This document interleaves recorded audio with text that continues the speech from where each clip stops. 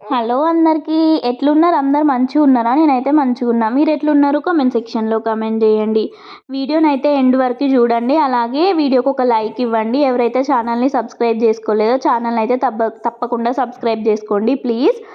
So ఈరోజు వీడియోలో అయితే ఉసిరికాయ పచ్చడి అయితే ప్రిపేర్ చేస్తున్నాను. మీరు కూడా చూసేయండి ఎలా ప్రిపేర్ చేస్తున్నానో. ఇంకా ప్రాసెస్లోకి వెళ్తే ఫస్ట్ అయితే ఉసిరికాయలని మంచిగా వాష్ చేసుకోవాలి 2-3 టైమ్స్. పైన ఏమైనా మరకలు అవి ఉంటే పోయేలాగా, పైన ఏమైనా కొంచెం దెబ్బ దాకా ఇట్లుంటే అవి ఆడి వరకు కట్ చేయండి, లేకుంటే అవి తీసేయండి మొత్తం, ఎందుకంటే పచ్చడి ఖరాబ్ అవుతుంది కదా. సో అందుకని అవి మంచిగా కడుక్కొని చెమ్మ అనేది లేకుండా తుడుచుకోవాలి. ఒక వెట్ క్లాత్ డ్రై క్లాత్ తోటి తుడుచుకొని అవసరమైతే ఫ్యాన్ కింద కూడా పెట్టేసేయండి. చెమ్మ అనేది ఉంటే పచ్చడి మనకి ఎక్కువ రోజులు నిల్వ ఉండదు, తొందరలో ఫంగస్ లాంటివి ఫామ్ అయ్యి ఖరాబ్ అయిపోతుంది. నెక్స్ట్ నేను 1/2 kg ప్రిపేర్ చేస్తున్నాను కాబట్టి ఒక 250 ml అయితే ఆయిల్ తీసుకొని దాంట్లో ఈ ఉసిరికాయలని మంచిగా ఫ్రై చేసుకోవాలి.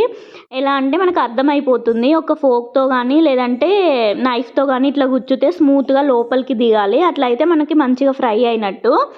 అవి అన్నీ ఫ్రై చేసుకొని పక్కన పెట్టేసుకోవాలి. నెక్స్ట్ వెల్లుల్లి రెబ్బల కోసం 2 గడ్డలు అయితే తీసుకొని మంచిగా పొట్టు తీసుకుంటున్నాను.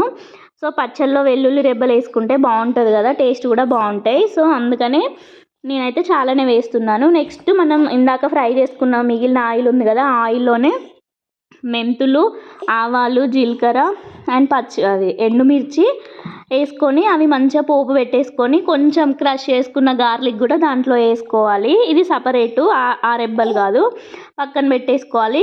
నెక్స్ట్ మనకి పచ్చళ్ళలో వేసుకోవడానికి 2 స్పూన్లు ఆవాలు సిమ్లో పెట్టుకొని వేయించుకోవాలి. అలాగే దాంట్లోనే 1 టేబుల్ స్పూన్ మెంతులు వేసుకోవాలి.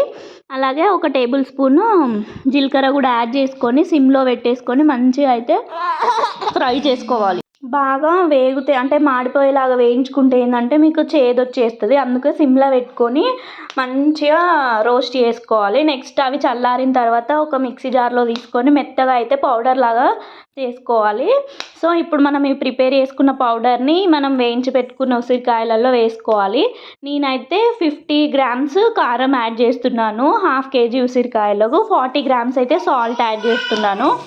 సాల్ట్ మనం తర్వాత కూడా అడ్జస్ట్ చేసుకోవచ్చు, అందుకనే కొంచెం తక్కువ వేసుకున్నాను. సో వెల్లుల్లి రెబ్బలు కూడా యాడ్ చేసుకొని ఒకసారి మంచిగా మిక్స్ చేసుకొని చల్లారిన తర్వాత ఆ పోపులో కొంచెం పసుపు వేస్తున్నాను కలర్ కోసం.